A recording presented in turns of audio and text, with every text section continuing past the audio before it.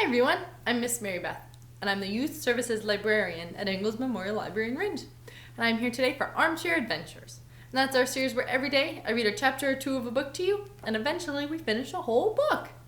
And right now we're working on the book Alice in Wonderland, and it's written by Lewis Carroll. And this is the very silly book about a little girl named Alice who lives in England, and one day she decides to follow a white rabbit wearing a waistcoat down a rabbit hole.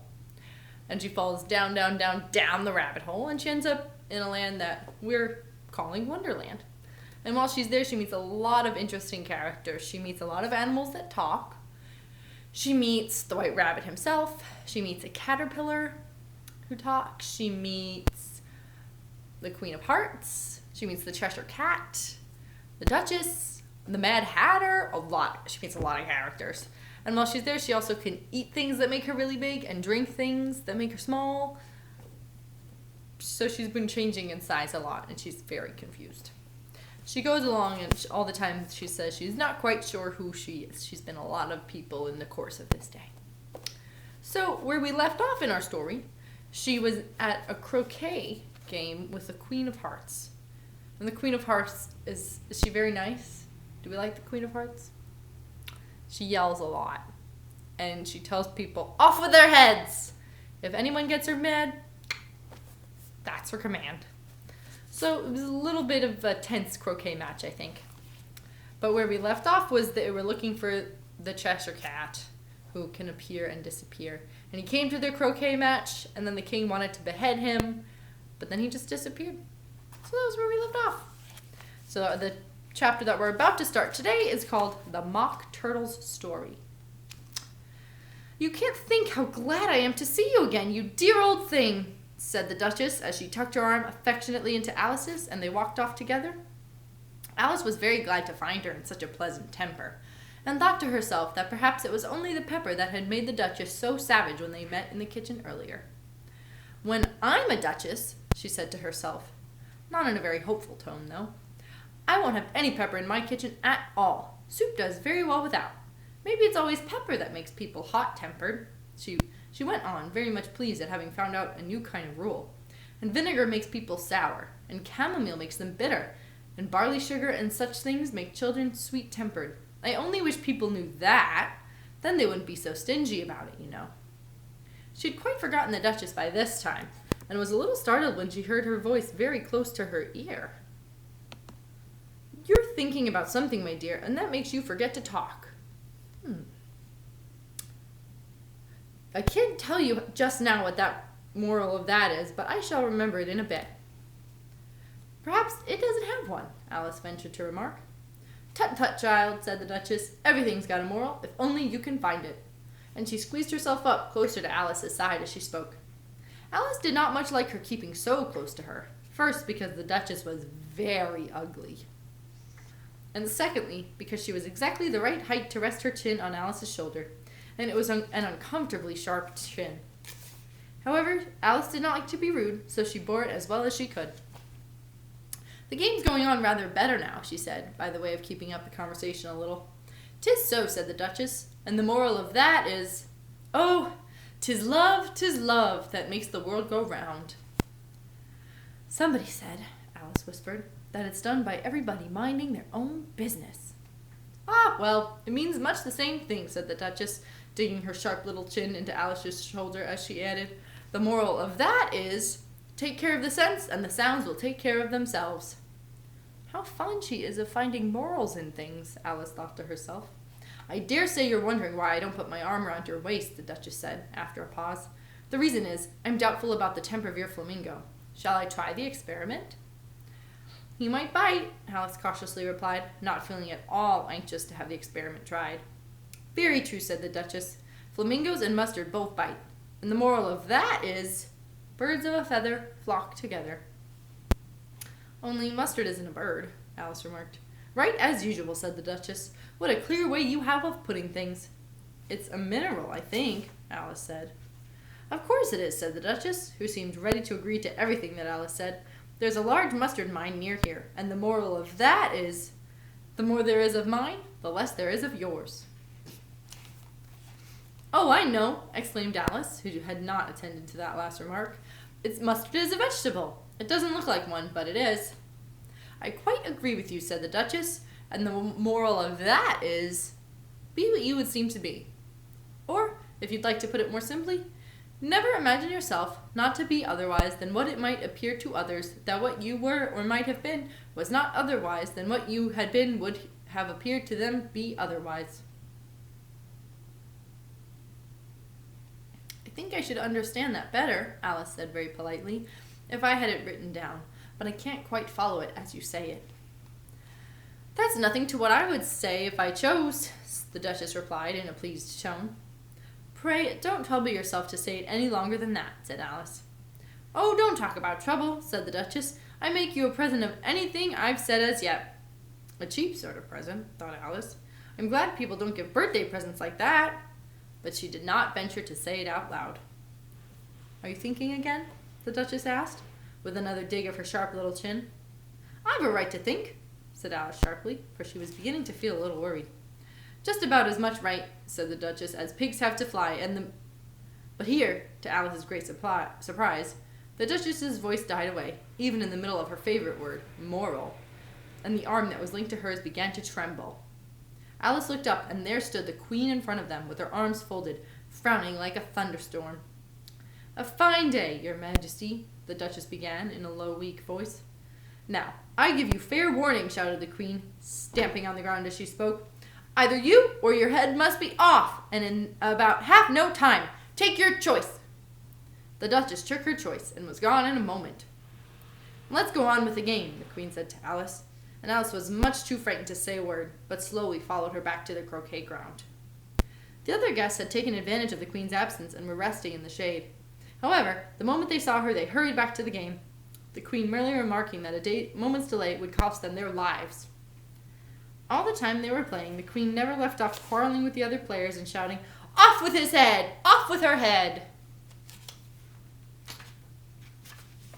Those whom she sentenced were taken into custody by the soldiers, who of course had to leave off being arches to do this, so that, by the end of the half hour or so, there were no arches left, and all the players, except the King, the Queen, and Alice, were in custody and under sentence of execution. Then the Queen left off, quite out of breath, and said to Alice, "Have you seen the mock turtle yet?" "No," said Alice. "I don't even know what a mock turtle is." "It's the thing mock turtle soup is made from," said the Queen. "I never saw one or heard of one," said Alice. "Come on, then," said the Queen, "and he shall tell you his history." As they walked off together, Alice heard the King say in a low voice to the company generally, "You are all pardoned." "Come, that's a good thing," said Alice to herself, for she had quite felt unhappy at the number of executions the Queen had ordered. They very soon came upon a griffin, lying fast asleep in the sun. "Up, you lazy thing," said the Queen, "and take this young lady to see the mock turtle and to hear his history. I must go back and see after some executions I have ordered." And the Queen walked off, leaving Alice alone with the griffin. Alice did not quite like the look of the creature, but on the whole she thought it would be safer to stay with it as to go after that savage Queen. So she waited. The griffin sat up and rubbed its eyes. Then it watched the Queen till she was out of sight. Then it chuckled. "What fun!" said the griffin, half to itself, half to Alice. "What is the fun?" said Alice. "Why, she," said the griffin. "It's all her fancy, that. They never executes nobody, you know. Come on." "Everybody says 'come on' here," thought Alice, as she went slowly after it. "I was never ordered about it before in my life, never." They had not gone far before when they saw the mock turtle in the distance, sitting sad and lonely on the little edge of rock, and, as they came nearer, Alice could hear him sighing as if his heart would break. She pitied him deeply. "What is his sorrow?" she asked the griffin, and the griffin answered, very nearly in the same words as before, "It's all his fancy, that. He hasn't got no sorrow, you know. Come on." So they went up to the mock turtle, who looked at them with his eyes full of tears, but said nothing. "This here young lady," said the griffin, "she wants to know your history, she do." "I'll tell it to her," said the mock turtle. "Sit down, both of you, and don't speak a word till I've finished." So they sat down, and nobody spoke for some minutes. Alice thought to herself, "If I don't see how he can ever finish if he doesn't begin." But she waited patiently. "Once," said the mock turtle at last, with a deep sigh. I was a real turtle. These words were followed by a very long silence, broken only by an occasional exclamation of from the Griffin, and the constant heavy sobbing of the Mock Turtle. Alice was very nearly getting up and saying, "Thank you, sir, for your interesting story." But she could not help thinking that there must be more to come, so she sat still and said nothing. When we were little, the Mock Turtle went on at last, more calmly, though still sobbing a little now and then, we went to school in the sea. The master was an old turtle. We used to call him Tortoise. Why did you call him Tortoise if he wasn't one? Alice asked. We called him Tortoise because he taught us, said the Mock Turtle. Really, you are very dull, he said angrily. You ought to be ashamed of yourself for asking such a simple question, added the Griffin. And they both sat silent and looked at poor Alice, who felt ready to sink into the earth. At last the Griffin said to the Mock Turtle, "Drive on, old fellow. Don't be all day about it." And he went on in these words. Yes, we went to school in the sea, though you mayn't believe it. I never said I didn't, interrupted Alice. You did, said the Mock Turtle. Hold your tongue, added the Griffin, before Alice could speak again. And the Mock Turtle went on. We had the best of educations. In fact, we went to school every day. I've been to a day school too, said Alice. You needn't be so proud as all that. With extras? Asked the Mock Turtle, a little anxiously. Yes, said Alice. We learned French and music. And washing? Said the Mock Turtle. Certainly not, said Alice indignantly. Ah, then yours wasn't really a good school, said the Mock Turtle with a tone of great relief. Now, at ours, they had, at the end of the bill, French, music, and washing. Extra. You couldn't have wanted it much, said Alice, living at the bottom of the sea. I couldn't afford to learn it, said the Mock Turtle with a sigh. I only took the regular course. What was that? inquired Alice. Reeling and writhing, of course, to begin with, the Mock Turtle replied. And then the different branches of arithmetic. Ambition, distraction, uglification, and derision. I never heard of uglification, Alice ventured to say. What is it? The Griffin lifted both paws in surprise. Never heard of uglifying, it exclaimed. Do you know what to beautify is, I suppose? Yes, said Alice. It means to make anything prettier. Well then, the Griffin went on, if you don't know what to uglify is, you are a simpleton. Alice did not feel encouraged to ask any more questions about it, so she turned to the Mock Turtle and said, What else had you to learn? Well, there was mystery, the Mock Turtle replied, counting off the subject on his flappers. Mystery, ancient and modern, with seaography, then drawing. The drawing master was an old conger eel that used to come once a week. He taught us drawing, stretching, and fainting in coils. What was that like? Said Alice. Well, I can't show it to you myself, the Mock Turtle said. I'm too stiff. And the Griffin never learned it. Hadn't time, said the Griffin. I went to the classical master, though. He was an old crab, he was. I never went to him, the Mock Turtle said with a sigh. He taught laughing and grief, they used to say. So he did, said the Griffin, sighing in his turn, and both creatures hid their faces in their paws. And how many hours a day did you do lessons? Said Alice, in a hurry to change the subject. 10 hours the first day, said the Mock Turtle, 9 the next, and so on. What a curious plan, exclaimed Alice. That's the reason they're called lessons, the Griffin remarked, because they lesson from day to day. This was quite a new idea to Alice, and she thought it over a little before she made her next remark. Then the 11th day must have been a holiday? Of course it was, said the Mock Turtle. And how did you manage on the 12th? Alice went on eagerly. That's enough about lessons, the Griffin interrupted in a very decided tone. Tell her something about the games now. That was the end of that chapter. Our next chapter is called Lobster Quadrille. The Mock Turtle sighed deeply, and he drew the back of one flapper across his eyes. He looked at Alice and tried to speak, but for a minute or two, sobs choked his voice. Same as if he had a bone in his throat, said the Griffin, and it set to work shaking him and punching him in the back. At last the Mock Turtle recovered his voice, and, with tears running down his cheeks, he went on again. You may not have lived here much under the sea. I haven't, said Alice. And perhaps you were never even introduced to a lobster, Alice began to say. I once tasted, but checked herself hastily, and said, No, never. So you can have no idea what a delightful thing a lobster quadrille is. No, indeed, said Alice. What sort of a dance is it? "Why," said the Gryphon, "you first form into a line along the seashore." "Two lines!" cried the Mock Turtle. "Seals, turtles, salmon, and so on. Then, when you've cleared all the jellyfish out of the way—" "That generally takes some time," interrupted the Gryphon. "You advance twice, each with a lobster as a partner," cried the Gryphon. "Of course," the Mock Turtle said. "Advance twice, set to partners, change lobsters, and retire in the same order," continued the Gryphon.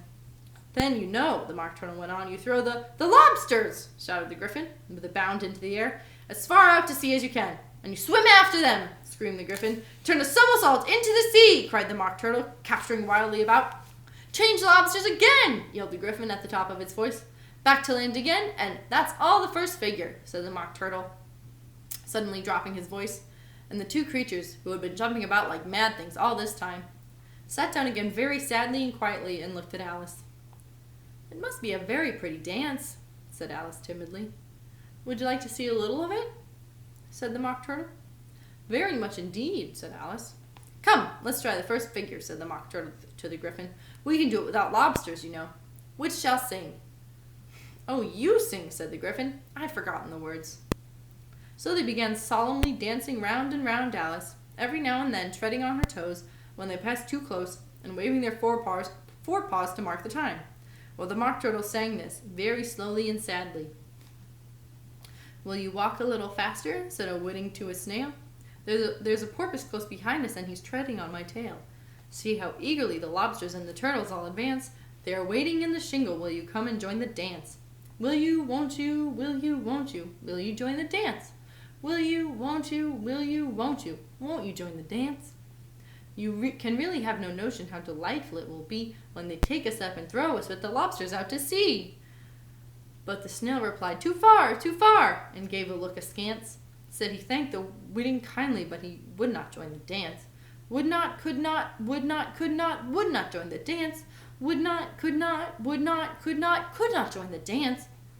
"What matters it how far we go?" his scaly friend replied. "There is another shore, you know, upon the other side. The further off from England, the nearer is to France. Then turn not pale, beloved snail, but come and join the dance. Will you, won't you, will you, won't you, will you join the dance? Will you, won't you, will you, won't you join the dance?" "Thank you. It's a very interesting dance to watch," said Alice, feeling very glad it was over at last. "And I do so like that curious song." "Oh, as to the whiting," said the Mock Turtle, you've seen them, of course." "Yes," said Alice. "I've seen them often at Din—" She checked herself hastily. "I don't know where Din may be," said the Mock Turtle, "but if you've seen them so often, of course you know what they're like." "I believe so," replied Alice thoughtfully. "They have their tails in their mouths, and they're all over crumbs." "You're wrong about the crumbs," said the Mock Turtle. "Crumbs would all wash off in the sea, but they have their tails in their mouths, and the reason is—" Here the Mock Turtle yawned and shut his eyes. "Tell her about the reason and all that," he said to the Gryphon. "The reason is," said the Gryphon, "that they would go with the lobsters to the dance. So they got thrown out to sea, so they had to fall a long way, so they got their tails fast in their mouths, so they couldn't get them out again. That's all." "Thank you," said Alice. "It's very interesting. I never knew so much about a whiting before."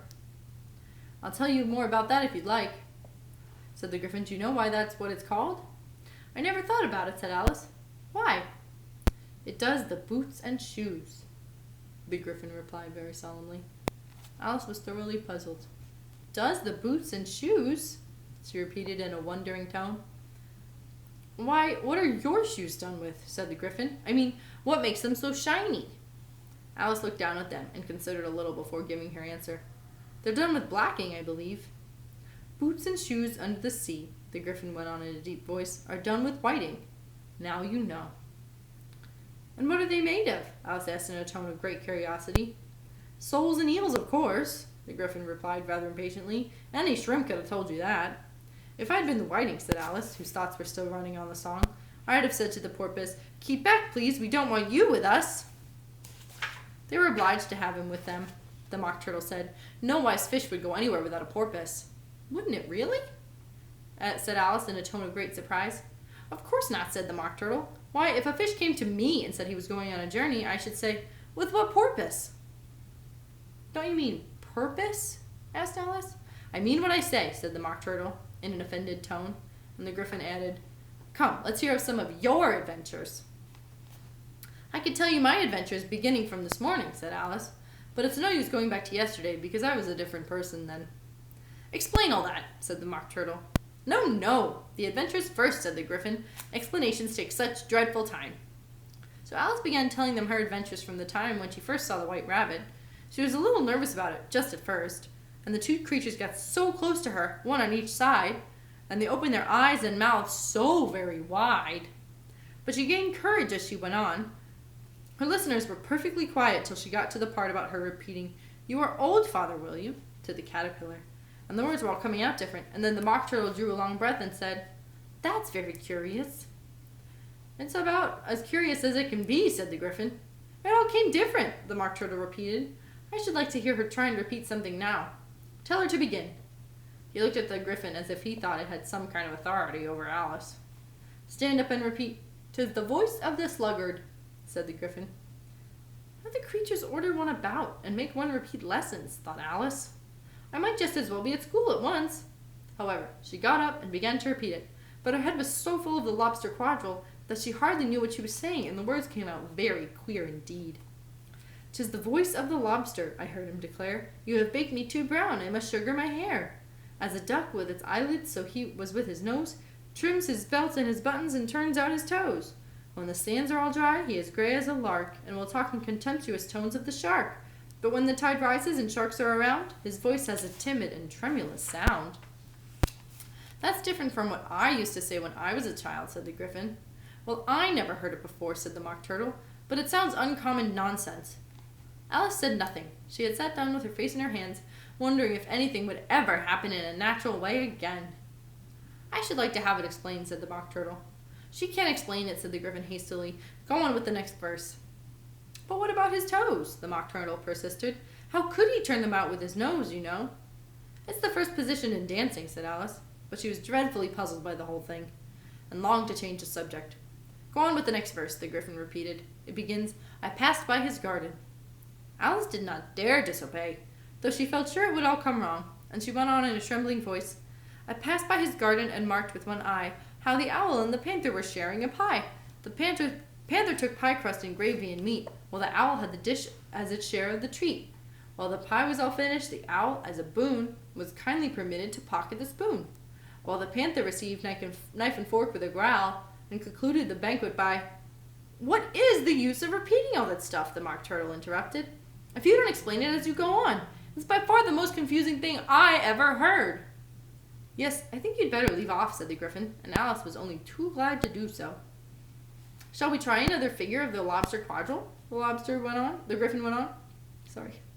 "Or would you like the Mock Turtle to sing you another song?"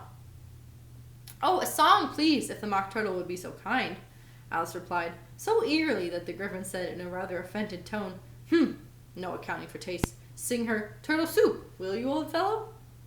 The Mock Turtle sighed deeply, and began in a voice choked with sobs to sing this. "Beautiful soup, so rich and green, waiting in a hot tureen. Who for such dainties would not stoop? Soup of the evening, beautiful soup. Soup of the evening, beautiful soup. Beautiful soup, beautiful soup. Soup of the evening, beautiful, beautiful soup. Beautiful soup, who cares for fish, game, or any other dish? Who would not give all for 2 pennyworth of only beautiful soup? Pennyworth only of beautiful soup. Beautiful soup, beautiful soup. Soup of the evening, beautiful, beautiful, beautiful soup." "Chorus again!" cried the Gryphon, and the Mock Turtle had just begun to repeat it when a cry of "The trial's beginning!" was heard in the distance. "Come on!" cried the Gryphon, and taking Alice by the hand, it hurried off without waiting for the end of the song. "What trial is it?" Alice panted as she ran, but the Gryphon only answered, "Come on!" and ran the faster, while more and more faintly carried on the breeze that followed them the melancholy words, "Soup of the evening, beautiful, beautiful soup." And that's the end of the chapter. I wonder what trial they're going to. We'll find out tomorrow. Thanks for reading with me. I'll see you tomorrow for more Armchair Adventures. Have a fun day.